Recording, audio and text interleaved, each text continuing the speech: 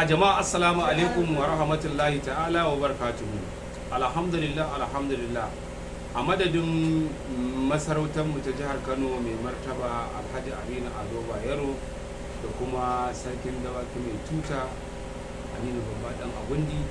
da ragowar magoya bayan mu masu kaunar jihar Kano waɗanda suke masu tarbiyya ƴaƴa na halak ba ƴaƴan riba kafa ba. Muna miƙa saƙon godiyar mu da jinjina ga shugaban sarakunan Najeriya mai martaba sarkin musulmi bisa jajircewa da tsayawa da kare dokoki na kundin tsarin mulkin masarautun Najeriya da kundin tsarin mulkin Najeriya. Wato abin da ya sa ne wannan nazari da godiya da za mu miƙa, idan ba mutum da tsatse mai ilimi mai wadatuwa mai sanin ya kamata mai kwarjini da muhibba irin mai martaba sarkin musulmi ba,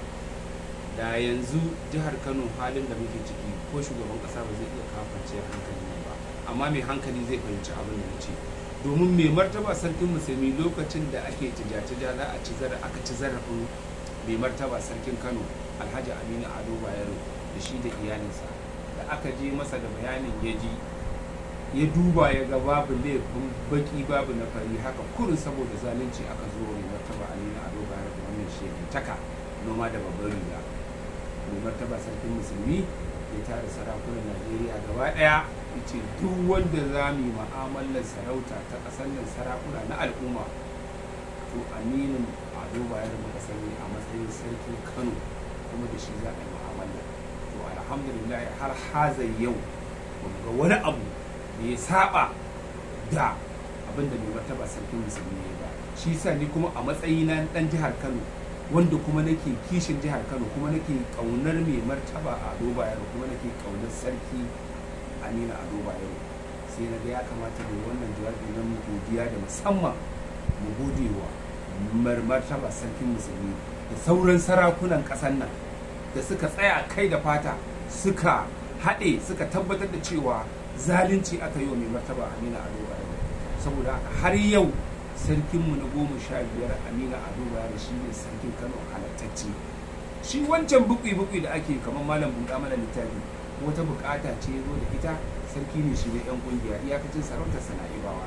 amma da da kura ko zariya bai sai je ba da sunan yana wakiltar al'ummar jihar Kano. To wannan abu ne daga Allah. Kuma abu na biyu,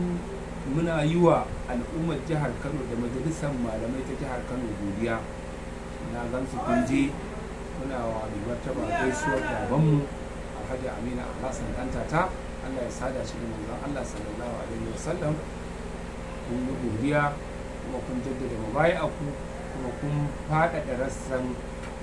majami'ar tsangayar ku ta malamai ko lokal zaman, kuna da haɗin kai, kuna da buƙatar tattaunawa, kuma kun yaɗa wannan abin kuna ne, kuma kun tabbatar da cewa a Kano